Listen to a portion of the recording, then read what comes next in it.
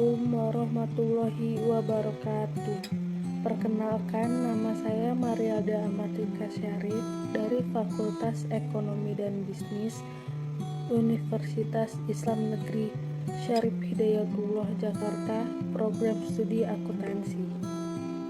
Video ini saya akan menjelaskan apa saja dampak pandemi terhadap ekspor dan impor di Indonesia.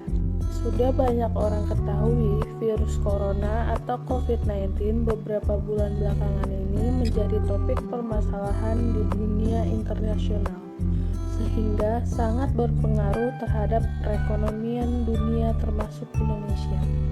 Permasalahan tersebut terjadi pada sektor pariwisata yang mengalami penurunan drastis akibat pelarangan penerbangan sementara oleh pemerintah Indonesia dari dan ke Tiongkok, serta perdagangan ekspor dan impor Indonesia-Cina terutama pada komoditas buah-buahan dan hewan. Menurut Ketua Umum Asosiasi Eksportir Sayur dan Buah Indonesia atau AESBI, Hasan Joni Wijaja, sejak ada kabar tentang virus corona, para pembeli di Cina langsung menghentikan pembelian. Para eksportir buah yang paling menangis adalah mereka yang melakukan penjualan atau pembelian barang dengan skema CNF atau pembayaran yang dilakukan setelah barang tiba di pelabuhan tujuan ekspor. Bahkan ada yang sudah mengirim barang di kapal, namun di tengah perjalanan terjadi pembatalan.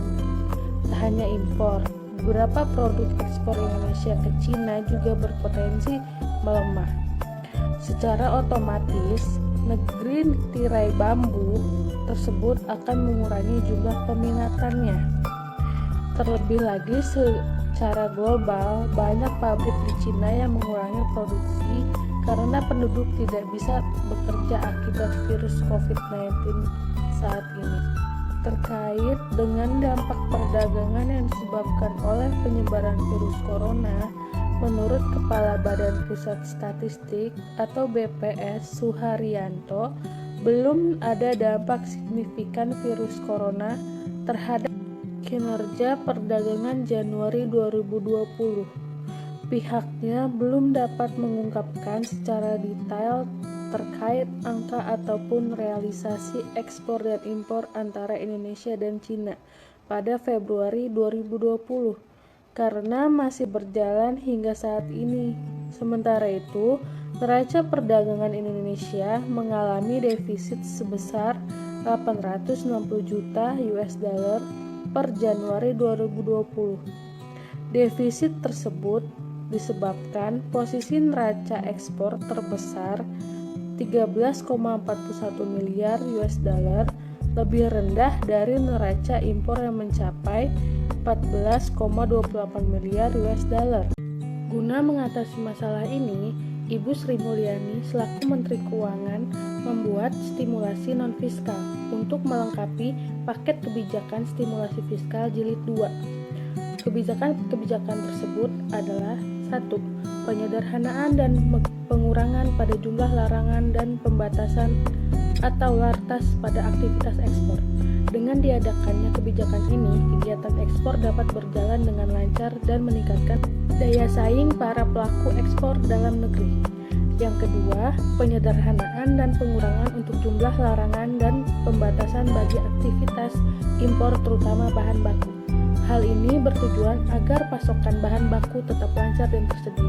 Ketiga, pemerintah memberikan percepatan proses bagi reputable traders, yakni para pelaku ekspor atau impor yang memiliki tingkat kepatuhan yang tinggi.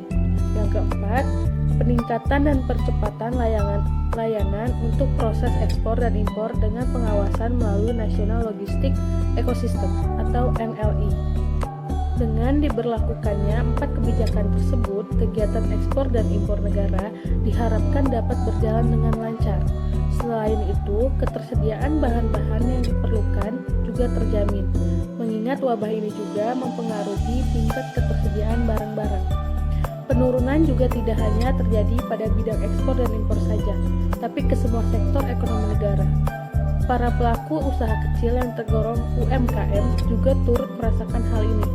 Yang paling mencolok, tingkat penjualan mereka menurun semenjak wabah virus COVID-19 merebak ke seluruh dunia. Kesimpulannya, pertumbuhan ekonomi dan kinerja perdagangan nasional diprediksi turut melemah sebagai dampak melorotnya pertumbuhan ekonomi dan perdagangan global. Virus yang berasal dari Cina dan menyebar luas ke berbagai negara ini berhasil memporak-porandakan ekonomi dunia dan memicu munculnya krisis baru, termasuk di Indonesia. Salah satu yang paling nyata ialah ekspor dan impor. Kamar Dagang dan Industri memandang pemerintah Indonesia harus mengambil langkah darurat untuk menyelamatkan ekonomi negara dari ancaman resesi dengan tetap menjaga keseimbangan devisa. Salah satu kebijakan ekonomi pemerintah yang bisa ditempuh dengan melakukan relaksasi di sektor pertambangan mineral dan batu bara atau minerba, khususnya komoditi nikel. Artinya, memperlakukan ekspor ini bukan semata-mata hanya ingin mengambil keuntungan, tetapi untuk menyelamatkan Indonesia dari dampak pandemi COVID-19 yang jika tidak diatasi secara cepat maka akan berdampak besar dan multi efek bagi Indonesia sendiri. Mungkin itu saja yang bisa saya jelaskan mengenai dampak pandemi COVID-19 terhadap ekspor dan impor di Indonesia. Kurang lebihnya mohon maaf.